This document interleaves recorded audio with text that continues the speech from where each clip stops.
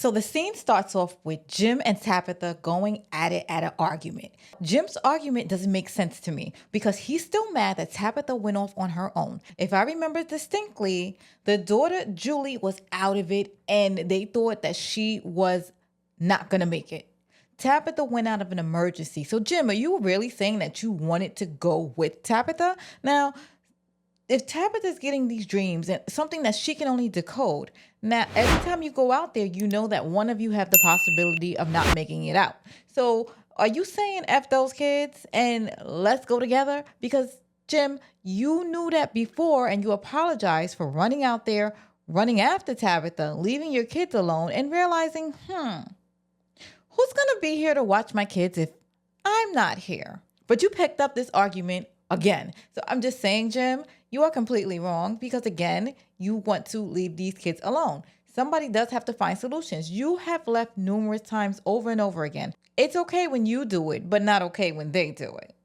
I'm just saying we're going to get you together. And as for Tabitha, Tabitha is running around feeling sad and helpless because everybody Monday morning quarterbacked her. Because at the end of the day, no one knows exactly what they would do when they got out. It was a shock to her.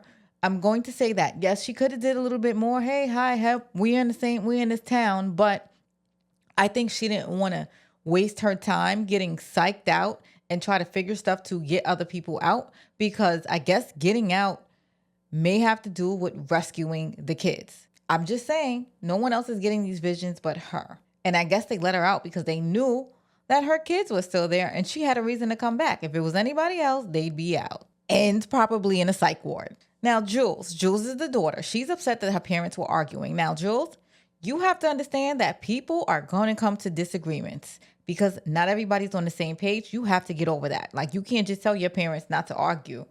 They are both have situations they need to work out. Victor's father's trying to bond with him, and Victor's like, listen, I got to go save lives. I got to go get something from the inside these tunnels, and you just won't understand. But he was like, you know what? You can walk me out. So the father walks out with him, and they're bonding. Now, the father, he doesn't want to lose his son again, and I get it, because that is so traumatizing. So the father decides to go with Victor, and Victor finally decides to let the father go with him. Now, it's not like the father can protect him.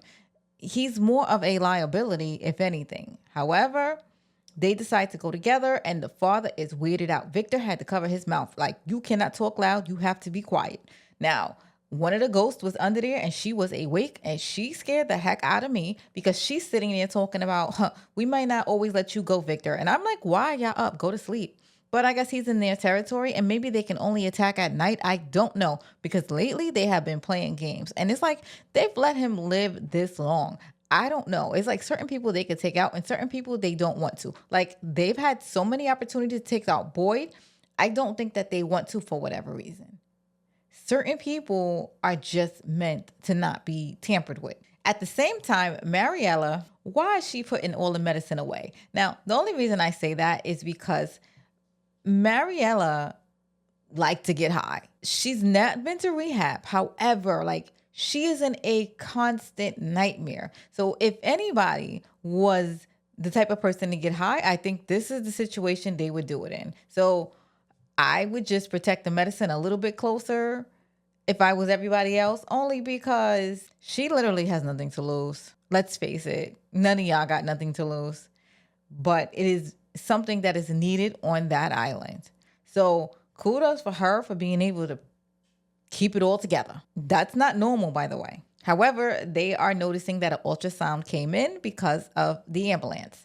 Now, I'm like, this is not going to be good for Fatima because she clearly got something inside her that is not agreeing with everybody because she likes them dead. She likes anything and everything dead. Fast forward, we get back to Fatima and Ellis. Now, she does tell Ellis what's going on, and I'm glad for it because if we're going to have a demon baby, some people need to be aware because that thing may come out full grown. Like, it might grow in 2 seconds and then take out everybody. So we need to know what's going on with you. They do tell Boyd, and Boyd suggests that they get an ultrasound. So they're going to get an ultrasound, but they will not tell Mariella and Christy. So they do go to get a sonogram and come to find out there's nothing there.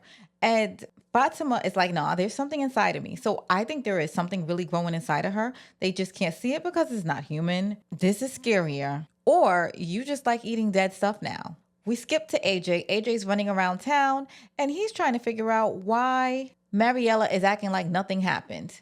Meanwhile, Julie is saying something happened and she's just getting high all day. So what happened with them? We don't know, but we know that there's something still inside of them or something still very wrong with them, and we just can't figure it out. So Victor takes this doll. It's a ventriloquist, and I'm like, uh-oh, Night of the Living Dummies or Annabelle, please. That doll is scary as all get out. But he does have a memory where the doll was up and talking. So I'm wondering, maybe the doll comes alive at night. I don't know, but I know the doll is creepy and they just released something else that's been hiding downstairs. I think every time they bring something from underground, it doesn't sit right with everybody else. That doll may be a Chucky running around. Who knows? But stuff is about to get dark. Now, I feel bad for the father because the father went from thinking things are normal to seeing creepy stuff under the tunnel. And he comes back. And why are you questioning Victor with the doll? After all you've seen, you just got to be a believer. Donna is dealing with the death of her enemy, friend, you know, the one that died in the pool. It's just Donna can't catch a break, but she is still holding it together and holding everyone else together. Kenny decides he wants to live up in the big house with Donna. He mentioned something about ex parties, and I'm like, ugh, okay. I'm like, Donna, you was up there doing your little parties too? You was participating. Anyway, so Tabitha goes to Jade because they're trying to figure out everything with the island.